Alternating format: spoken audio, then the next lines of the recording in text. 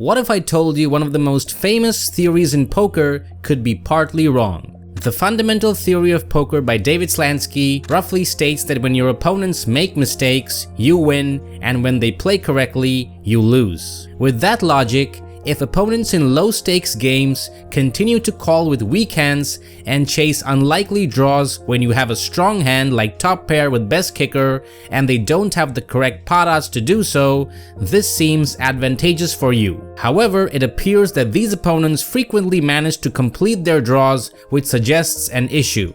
You'll often hear players expressing frustration about the unbeatable nature of low-limit games. They argue that the massive number of callers is hard to counter, making it difficult to safeguard your strong hand once the pot becomes substantial, which is kind of true in one sense. The large number of calling stations, combined with a few early raises, leads to pots in these games growing much larger compared to the initial bets. This has the effect of reducing the magnitude of the error made by each individual caller at each individual decision. This fact led to the birth of Morton's poker theorem, which is quite interesting and controversial.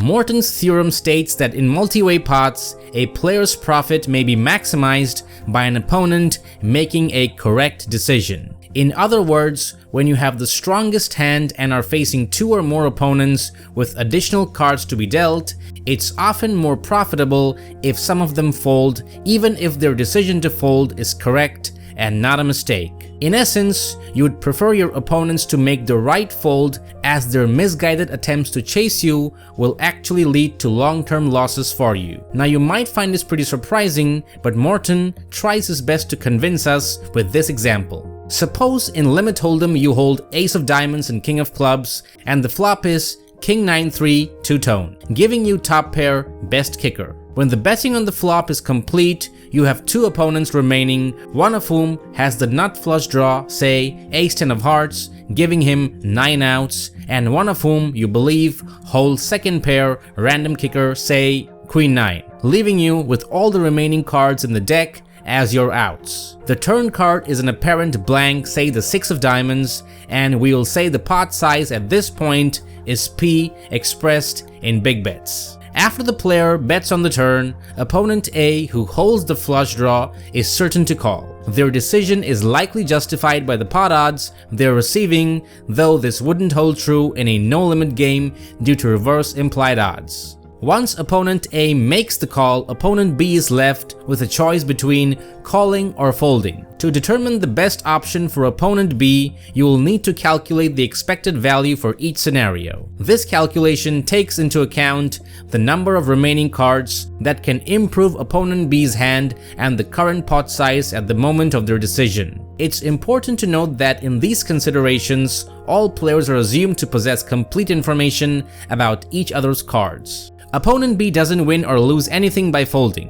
When calling, he wins the pot 4 out of 42 times and loses one big bet the remainder of the time. Setting these two expectations equal to each other and solving for P lets us determine the pot size at which he is indifferent to calling or folding, which comes out to be 7.5 big bets. When the pot is larger than this, opponent B should continue, otherwise it's in B's best interest to fold. To figure out which action on opponent B's part the player would prefer, calculate the player's expectation the same way. The player's expectation depends in each case on the size of the pot, in other words, the pot odds B is getting when considering his call. Setting these two equal, we calculate the pot size P where the player is indifferent whether B calls or folds, which comes out to be 5.25 big bets. When the pot is smaller than this, the player profits when opponent B is chasing. But when the pot is larger than this, the player's expectation is higher when B folds instead of chasing.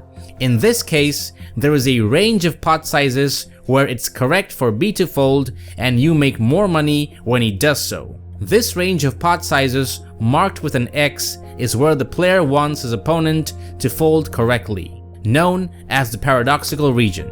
Our partners VIPgrinders.com is hosting an exclusive $15,000 free roll for the WPT World Championship, which will likely be the biggest live tournament ever held, and there is no buy-in required. Check the video description or the pinned comment to know how to participate. This situation appears to contradict the fundamental theory of poker, which arises because the game is not limited to a head-to-head scenario, but involves multiple players. While David Slansky mentioned that his theory does not hold true in specific multi-way scenarios, it might be more accurate to assert that it generally does not apply in multi-way situations.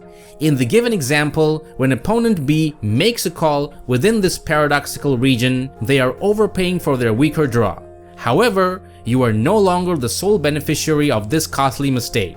Opponent A now shares in the profit, specifically when A hits their flush draw. Compared to the case where you are heads up with player B, you still stand the risk of losing the whole pot, but you are no longer getting 100% of the compensation from B's loose calls due to opponent A's involvement. These type of situations are common in Hold'em, occurring both on the flop and turn. The presence of these immediate range of pot sizes, where you prefer some opponents to fold correctly, explains the widely adopted poker strategy of reducing the number of players in the hand when you believe you have the best hand. Even players with incorrect draws end up costing you money because part of their wagers contribute to the stacks of other players who are drawing against you. In most cases, when you flop a strong but vulnerable hand, the pot size tends to fall within this middle range where having some opponents fold is beneficial. Typically, the pot size is such that you'd prefer your opponents to fold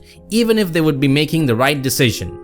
In loose games, the pot size often leans towards the larger size where you might hope they fold, but due to the odds they have to call, their seemingly questionable calls becomes mathematically justified. Here's another interesting observation. In the 3-player scenario mentioned earlier, both you and opponent B experience losses when B makes incorrect calls. This implies that opponent A benefits from his call.